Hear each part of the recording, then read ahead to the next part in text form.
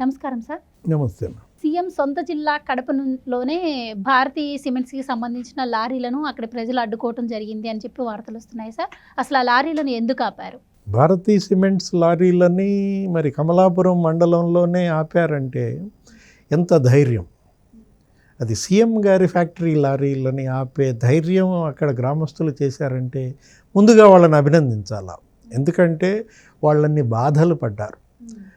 రాత్రింబవళ్ళు వందలాది లారీలు వాళ్ళ ఊరి మీదగా కనీసం టార్పాలిన్ పట్టాలు కూడా కట్టుకోకుండా వెళ్తుంటే ఆ సిమెంట్, ఆ దుమ్ము, ధూళి వాళ్ళ కళ్ళల్లో, వాళ్ళ ముక్కు, శ్వాసకోశ వ్యాధులు సతమతం అవుతున్న పరిస్థితుల్లో ఇక పీక్ చేరింది, పరాకాష్ఠకి చేరింది. కాబట్టే ఇవాళ భారతీ సిమెంట్స్ లారీలకే రోడ్డకి తాళ్ళు అడ్డం కట్టి మరీ ఆపిన నిరసన తెలియజేసిన ఉదంతం అన్నమాట. ఇప్పుడు నాకు గతంలో గాలి జనార్దన్ రెడ్డి లారీలు గుర్తొస్తున్నాయి. మైనింగ్ మాఫియా డాన్, ఏది ఓబులాపురం మైనింగ్ కంపెనీ నుంచి అక్కడ ఇనప ఖనిజాన్ని కృష్ణపట్నం పోర్టుకు తీసుకువెళ్తుంటే ప్రతిరోజు వందలాది లారీలు నెల్లూరు జిల్లా మీదుగా అటు చైనాకి ఎగుమతి చేయడం కోసం కొన్ని వందల మంది చనిపోయారు ఆ లారీల కింద పడి. వాళ్ళ ఉసిరే తగిలి ఇవాళ గాలి జనార్దన్ రెడ్డి జైలుకి వెళ్లాల్సి వచ్చిందనేది కూడా ప్రచారంలో ఉండేది. అలాంటి పరిస్థితుల్లో ఇప్పుడు ఆ లారీలు ఈ లారీలు గుర్తొస్తున్నాయన్నమాట. ఇప్పుడు దీనిపైన మేడం భారతి సీరియస్ అయినట్టు, ఎవర్రా నా లారీలు ఆపేది, అంత ధైర్యం నా గడ్డ మీద, మా జిల్లాలో మా నియోజకవర్గంలో మా లారీలు ఆపే మొగాడు ఎవడన్నట్టుగా ఆమె సీరియస్ అయిందని మనం సోషల్ మీడియాలో కూడా చూస్తున్నాం. ఇప్పుడు ఆమె ప్రచారంలో కూడా నిలదీతలకు గురయ్యారు. పులివెందుల నియోజకవర్గంలో తన భర్త జగన్మోహన్ రెడ్డికి ఓటేయమని ఆమె ఇంటింటికి తిరుగుతూ ప్రచారం చేస్తే ఆ పాస్ పుస్తకాల మీద మీ ఆయన బొమ్మ ఏంటమ్మా, కనీసం నువ్వన్నా చెప్పు, అది తీసేయమని వాళ్ళ సొంత సర్పంచ్ భర్త భాస్కర్ రెడ్డి నిలదీసిన పరిస్థితి. అదే కాదు, తాగునీటి ఎద్దడని, కట్టుకోవడానికి కనీసం ఇల్లు కూడా ఇవ్వలేదని, పెన్షను ఇవ్వలేదని అడుగడుగున సీఎం భార్యని నిలదీశారు మొన్న ప్రచారంలో. మనం ఎప్పుడు ఊహించినటువంటి అంశం. గతంలో అనేక మంది సీఎంలు పనిచేసిన ఏ సీఎం భార్య ఇలా నిలదీతలకు గురి కాలేదు. అదేవిధంగా అనేక మంది సీఎంలు పనిచేసిన ఏ సీఎం వ్యాపారాలు ఇంత పెద్ద ఎత్తున ఇట్లా ప్రజాధనం కొల్లగొట్టలేదు. ఇప్పుడు సొంత నియోజకవర్గంలోనే జగన్మోహన్ రెడ్డి ఎదురెత్తున్నాడు. ఆయన గెలుపు పైనే అనేక సందేహాలు ఉన్నాయి. చెల్లెళ్ల తిరుగుబాటు, షర్మిల మరి కొంగు చాచి కన్నీళ్లతో వేడుకున్న పరిస్థితుల్లో రాజశేఖర్ రెడ్డి బిడ్డగా నాకు ఓటేస్తారా, రాజశేఖర్ రెడ్డి తమ్ముడిని చంపిన పార్టీకి ఓటేస్తారా అని అడుగుతున్న దీంట్లో మనం చూసాం. ఎక్కడ సునీత, సౌభాగ్యమ్మ, షర్మిల ఇంటింటికి తిరిగి జగన్మోహన్ రెడ్డి పార్టీని ఓడించండి.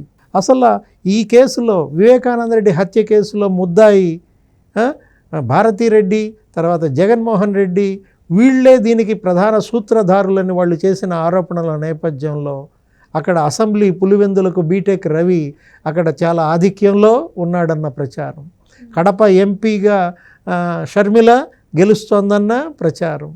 ఇలాంటి పరిస్థితుల్లో ఎదురీత అంటే ఇక రాబోయే ప్రభుత్వం జగన్మోహన్ రెడ్డి ప్రభుత్వం కాదు, ముఖ్యమంత్రి జగన్మోహన్ రెడ్డి కాడు, కాబోయే ముఖ్యమంత్రి చంద్రబాబు, వచ్చేది తెలుగుదేశం, జనసేన, బీజేపీ ప్రభుత్వం అన్న ధైర్యంతో లారీలు ఆపారా? అదే కనపడుతోంది. ఏది ఇన్నాళ్ల అణిచివేత పైన తిరుగుబాటుగానే చూడాలి. అండ్ మీరు చెప్తున్నట్టు కాలుష్యం విషయంలో కూడా ఎలాంటి కంప్లైంట్స్ లేని అమర్ రాజా బ్యాటరీస్నేమో బలవంతంగా పంపించేసింది. అంటే ఈ భారతీ సిమెంట్స్ విషయంలో ఇప్పటికే చాలాసార్లు కంప్లైంట్ ఇచ్చారని కూడా దాన్ని పట్టించుకోలేదని కూడా ఇప్పుడు వార్తలు వస్తున్నాయి. సో దీన్ని ఎలా చూడవచ్చు? అంటే మీరు అన్నట్టు ప్రభుత్వం మారుతుంది, ఎట్లయినా తిరగబడాలి అని అనుకుని ఇప్పుడు ఈరోజు అడ్డగించారనుకోవచ్చా? భారతీ సిమెంట్స్ అంటే అది ఆది నుంచి వివాదాలే, పుట్టుకే వివాదం. ఆ సిమెంట్ ఫ్యాక్టరీ ఏర్పాటు ఒక వివాదం, దానికి వచ్చినటువంటి ఆ లైసెన్సులు వివాదం, దానికి ఇచ్చినటువంటి ఆ మైనింగ్ అనుమతులు వివాదం. జగన్మోహన్ రెడ్డి ఎదుర్కొంటున్నటువంటి ఈ సిబిఐ విచారణలు, ఈ 12 సిబిఐ కేసుల్లో, ఈ 9 ఈడీ కేసుల్లో భారతీ సిమెంట్స్ కూడా ఉన్నాయి. ఇవాళ భారతీ సిమెంట్స్ అది వేల కోట్ల సంపదగా ఎదిగింది. ప్రభుత్వం కట్టుబడులకు వాడుతున్నదంతా భారతీయ సిమెంటే. అక్కడ ఏదో భారతీయ పాలిమర్స్ అని కూడా ఒకటి ఉంది. ఏదో రెడ్ బ్యాగ్స్ ఒకటి తయారు చేసి ఆ రెడ్ బ్యాగ్స్ ద్వారానే రాష్ట్రంలో అన్ని సిమెంట్ ఫ్యాక్టరీలు సిమెంట్ అమ్మాలి అని చెప్పి ఒక నిబంధన ఒకటి తెచ్చినట్టుగా అనేక అవకతవకలు, అవినీతి ఆరోపణలు. ఇప్పుడు ఇంత పెద్ద ఎత్తున భారతీయ సిమెంట్స్ని అన్ని ఇళ్ల నిర్మాణంలో, ప్రాజెక్టుల నిర్మాణంలో ఉపయోగించాలని ఒత్తిడి తెచ్చి కొనిపిస్తున్నారని, రోడ్ల నిర్మాణంలో. దీనికి ఇచ్చిన లోగో ఏంటి? Bharatiya cements 3 tyres better, 3 times better. 3 times better దేంట్లో? కాలుష్యంలో 3 టైమ్స్ బెటరా, అవినీతిలో 3 టైమ్స్ బెటరా, వివాదాల్లో 3 టైమ్స్ బెటరా, ఈ దుమ్ము ధూళిలో 3 టైమ్స్ బెటరా? వీటన్నిటిపైన కూడా రేపు రాబోయే ప్రభుత్వం విచారణలకు ఆదేశిస్తే అనూహ్యమైనటువంటి అవినీతి కుంభకోణాలు బయటకు వచ్చే అవకాశం ఉంది. ఈ వ్యతిరేకత, ఈ తిరుగుబాటు ఎటు దారి తీస్తుందో తెలియదు అనమాట. సార్, మీరు అన్నట్టు భారతీయ సిమెంట్స్ అదే కొనాలంటున్నారు. ఇప్పుడు సాక్షి పేపర్ని అట్లనే కట్టబెడుతున్నారు. ఓ పక్క సుప్రీంకోర్టు వద్దని చెప్పినా కూడా అక్రమంగా ఇసుక ఇప్పటికీ తవ్వుతూనే ఉన్నారు.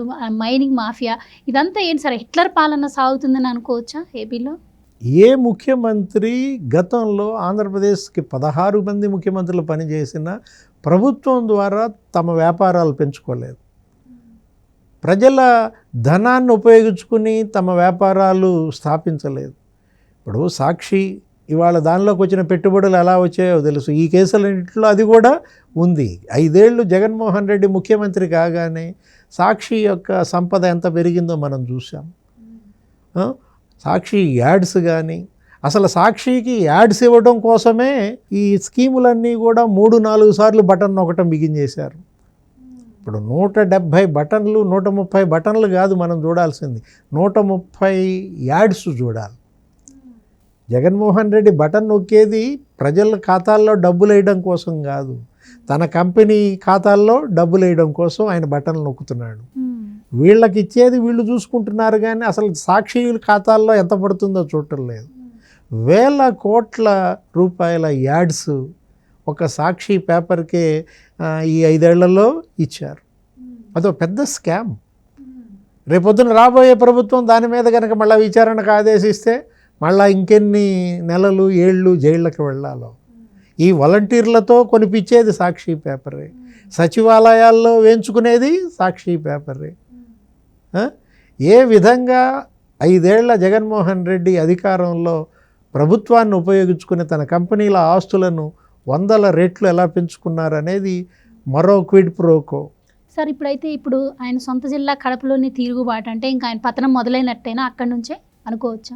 లారీలకి తాళ్ళు అడ్డం పెట్టి ఆపారంటేనే ఆ లారీలు, ఆ తాళ్ళు నీకు ఏం చెప్తున్నాయి? వాళ్ళు రోడ్డుకు అడ్డంగా తాళ్ళు గట్టి ఆపింది భారతీయ సిమెంట్స్ లారీలను కాదు. రాష్ట్రంలో 175 నియోజకవర్గాల్లో తాళ్ళు గట్టి వైసీపీ గెలుపుని ఆపారు. 175 నియోజకవర్గాల్లో జగన్మోహన్ రెడ్డి అభ్యర్థులకి గెలవకుండా కట్టిన తాళ్ళవి. అంత తీవ్ర వ్యతిరేకత, అంత తీవ్ర నిరసన ప్రజల్లో జగన్మోహన్ రెడ్డి ఇవాళ ఎదుర్కొంటున్నాడు. ఎంతగా అతను హవా చూపించాడో, ఎంతగా అతను రెచ్చిపోయాడో, దమనకాండకు పాల్పడ్డాడో ప్రజలు అంతగా ఇవాళ రేపటి ఎన్నికల్లో ఊచకోత. జూన్ 4న వచ్చే ఫలితం ఏంటి? వైసీపీ ఊచకోత. ఇది రక్తరహిత విప్లవం, నిశ్శబ్ద విప్లవం అనో ఏదో అంటున్నారు. Right sir, thank you so much. నమస్తే.